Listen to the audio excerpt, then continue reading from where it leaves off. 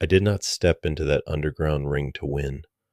I stepped in because I wanted to feel something hurt more than my pride. Before I get into how a brutal bare knuckle brawl ended with me bleeding in the passenger seat of an elite orthopedic surgeon's luxury car, do me a favor. Drop your city or country in the comments right now.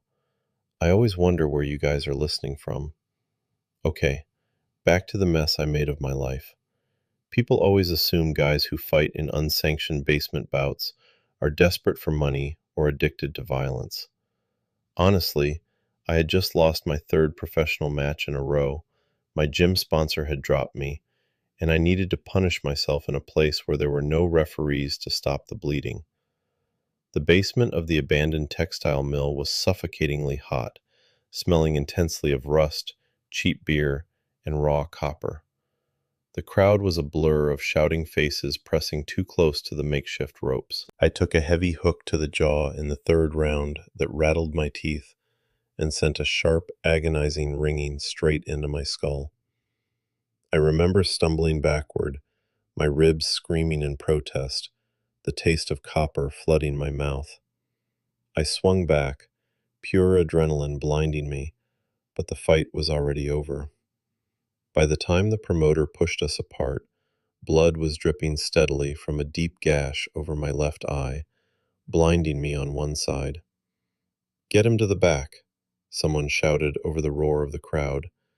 The damp air in the makeshift locker room hit me like a physical blow. I slumped onto a wooden bench, leaning forward with my head between my knees, trying not to vomit. My knuckles were swollen, the wraps soaked through. Then the heavy metal door creaked open, and the noise of the crowd was abruptly cut off. I expected the promoter coming to hand me my miserable cut of the cash. Instead, a man walked in who looked completely alien in this filthy room. He was tall, dressed in a charcoal cashmere sweater and tailored trousers that probably cost more than my entire apartment. His features were sharp, his jaw line tense, and his eyes were a piercing, clinical gray that immediately locked onto my face. He carried a sleek black medical bag. "I am Dr. Julian Vance," he said, his voice low, steady, and completely devoid of the adrenaline coursing through the rest of the building. "Sit up straight." I stared at him, blinking blood out of my eye. "You are clearly lost, Doc," I muttered, wincing as my split lip stretched. "The country club is 4 miles north." That got absolutely no reaction out of him. He did not smile, did not frown. He just walked toward me with a quiet authority that instantly made me feel exposed. "I am the ringside trauma consultant for the professional circuit," Julian replied calmly, setting his bag on the rusted metal table next to me. "The promoter called me in as a favor because he was afraid you had a fractured skull." "I am fine," I snapped, trying to stand up, but a sharp pain in my ribs forced me right back down onto the bench. "You are bleeding over a sterile field," he said, opening his bag and pulling out medical gloves with practiced, precise movements. "Lean your head back into the light." I should have told him to go to hell. I hated doctors.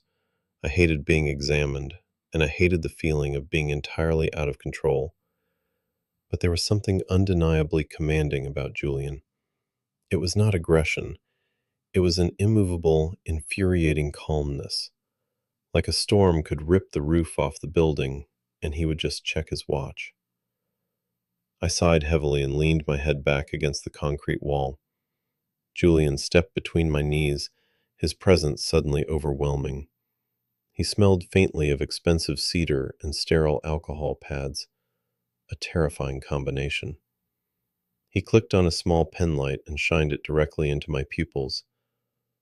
"Follow the light," he instructed softly. I tracked the beam, though my eyes naturally drifted to the sharp line of his jaw. "Are you always this bossy in underground fight clubs?" I asked, my voice raspy. "Only with the stubborn ones," he replied smoothly, turning off the light. "No concussion, but you need stitches for that laceration, and your ribs need an x-ray." "I am not going to a hospital. I said immediately. Julian paused, his gloved fingers hovering just an inch from my face. Why? Because I do not have insurance, and I am not giving them my real name, so the sports commission can ban me for fighting unsanctioned. Julian stared at me for a long, silent moment. His eyes were intensely observant, stripping away my tough guy act in seconds. Then, without a word, he pulled a pre-threaded suture kit from his bag. Hold completely still, he ordered. I am doing it here. The next 10 minutes were agonizing, not because of the needle piercing my skin, but because of how close he was. I could feel the warmth radiating from his chest. His fingers were incredibly gentle, in absolute contrast to the brutal environment we were in. Every time he pulled the thread tight, his hand would brush against my cheekbone, and my traitorous pulse would spike. You have a terrible defensive guard, Julian remarked quietly, his eyes entirely focused on his work. I smirked, instantly regretting it as the skin pulled. You watched the fight? I observed a man letting himself get hit, he corrected, snipping the thread. There is a difference. My breath hitched. The clinical detachment in his voice masked an observation so accurate it terrified me. All done, he said, stepping back and pulling off his gloves. Can you walk? Barely, I admitted, trying to maintain my pride. Good, he said, packing his bag, because you are not driving a car with those ribs. I will take you home. I froze. What? You are not getting behind a wheel, Julian stated, tone leaving absolutely no room for debate. I do not think elite trauma surgeons moonlight as taxi drivers, I shot back. Good thing this is not a taxi service, he replied, picking up his bag and looking at me expectantly. I should have refused. I was a professional fighter, used to walking off broken bones and internal bleeding. But the pain in my chest was blinding, and something about the absolute certainty in Julian's eyes made it impossible to argue. 10 minutes later, I was sitting in the passenger seat of a pristine, leather-scented SUV, clutching my side and hoping I wouldn't bleed on the upholstery. The contrast between my battered, sweaty state and the luxurious interior of the vehicle was almost comical. Outside, the city streets were slick with a sudden downpour, the streetlights smearing across the windshield in streaks of neon yellow and red. The silence in the car was heavy, not awkward, but charged. Julian drove with one hand casually resting on the steering wheel, his posture completely relaxed. Do you patch up idiot fighters often? I asked, unable to handle the quiet anymore. Only the ones who look like they are trying to end their own careers, Julian replied, not taking his eyes off the road. I leaned my head back against the cool leather. You analyze everyone like they are a medical chart? Only the complex cases. I let out a dry laugh that ended in a cough. I'm not complex, Doc. I'm just a guy who forgot how to slip a right hook. Julian glanced at me, his expression unreadable in the dim dashboard lighting. You slipped perfectly in the first round. In the third, you dropped your left shoulder deliberately. You wanted him to hit you. The air in the car suddenly felt very thin. Nobody had noticed that. Not my old coach, not the crowd, but the surgeon who was supposedly just there for medical standby saw it immediately. I turned my head to look out the window, watching the rain blur the passing buildings. It was a bad week, I said defensively. Julian's voice softened just a fraction. A bad week is an excuse to drink too much, not step into an underground ring with no mouth guard. Why did you really do it? Because I am losing everything, I snapped, the frustration finally boiling over. The words tore out of me before I could stop them. My sponsor is gone. My gym is threatening to lock me out, and I cannot win a sanctioned fight to save my life. I needed to know I could still take a hit and stay standing. Silence fell over the car again. I braced myself for the lecture, the medical advice, the pity.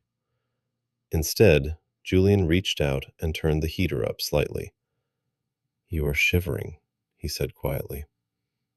That single, simple act of care hit me harder than the punch that split my eyebrow. I swallowed hard, staring at his profile. "You are a very strange doctor, Julian." He finally smiled.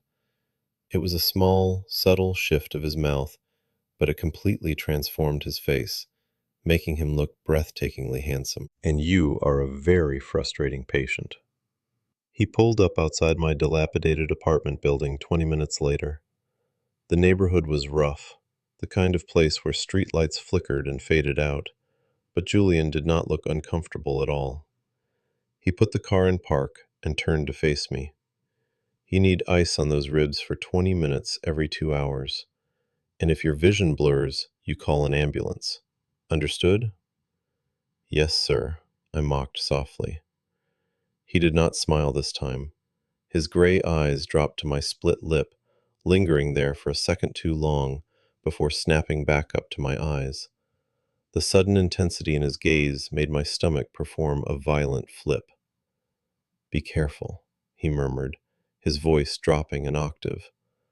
I reached for the door handle, feeling my face heat up. "Thanks for the ride, Doc. Try not to miss me too much." I stepped out into the rain, the cold immediately biting through my thin jacket.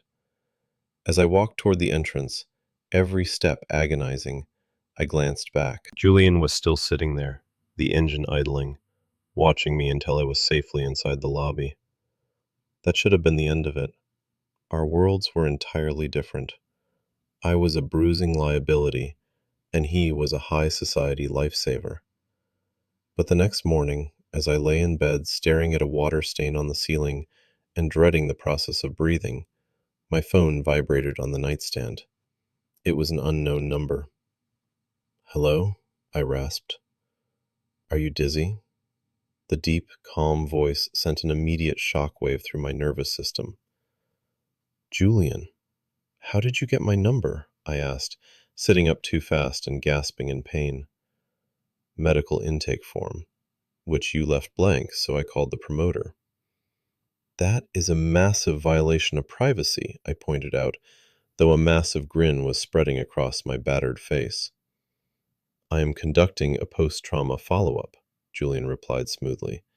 "Is there nausea?" "No." "Headache?" "Just the one caused by you calling me at 8 in the morning." A low, quiet chuckle vibrated through the speaker, and I swore my heart skipped a beat. "You complain remarkably well for a man with 3 fractured ribs." "You are diagnosing me over the phone now?" I asked. "I'm monitoring an investment. I stitched that face. I expect it to heal properly." The banter came so easily. It was intoxicating. We talked for 10 minutes about nothing: my lack of groceries, his early shift at the clinic, the ridiculousness of my fighting alias. When we hung up, the silence in my apartment felt unbearable. For the next 4 days, Julian Vance became the anchor of my chaotic life.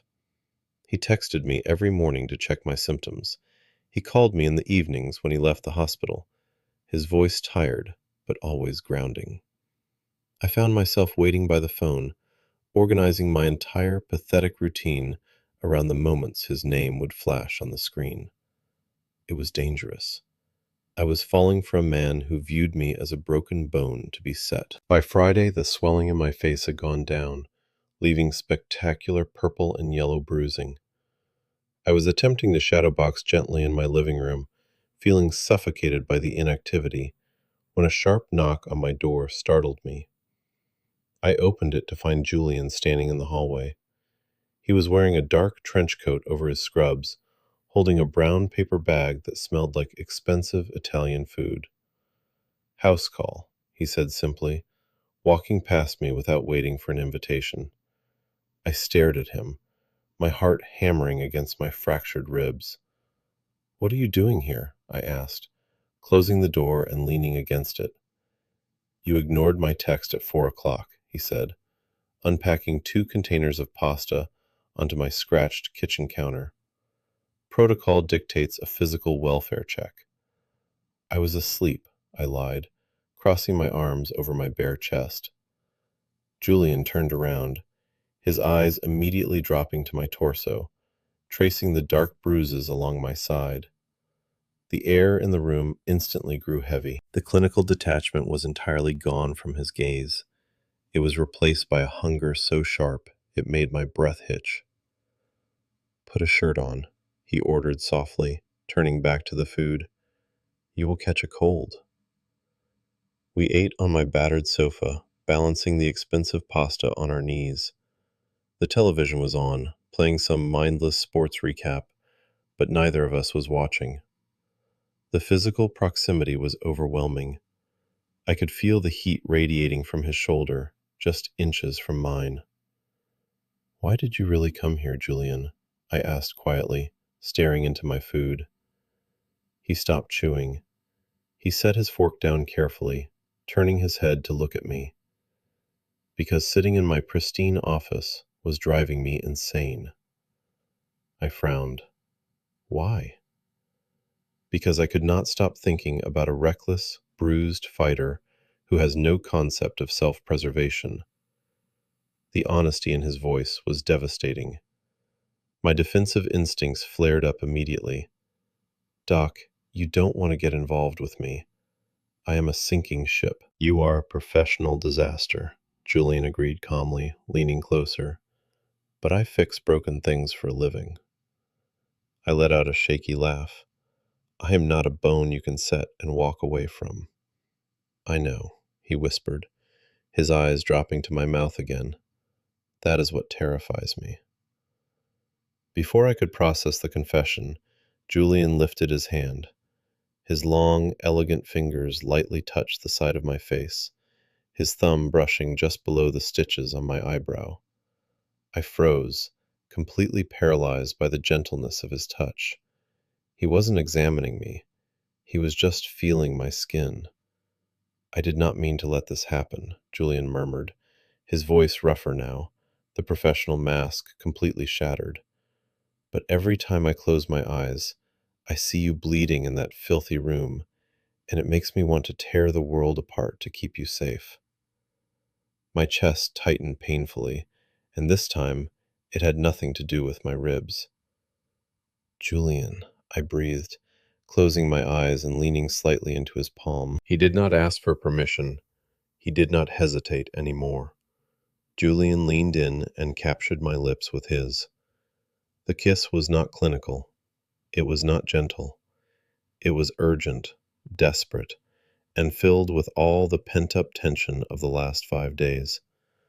My hands immediately grabbed the front of his scrubs, pulling him closer, groaning as the movement pulled my bruised muscles, but I did not care. Julian's hands slid to the back of my neck, holding me steady, his mouth demanding and dominant. We broke apart, gasping for air, our foreheads resting against each other. Julian's chest was heaving, his eyes dark and dilated. "If the medical board finds out I am doing this with a patient, I will lose my license," he muttered, though he made no move to pull away. "Then I guess I am not your patient anymore," I whispered back, pulling his mouth down to mine again. And that is exactly where we are now. The elite surgeon and the broken fighter, tangled up in a secret that could destroy both our careers. If you were in my shoes, knowing a relationship with the doctor who patches you up could ruin his life and get you banned from the sport forever, what would you do?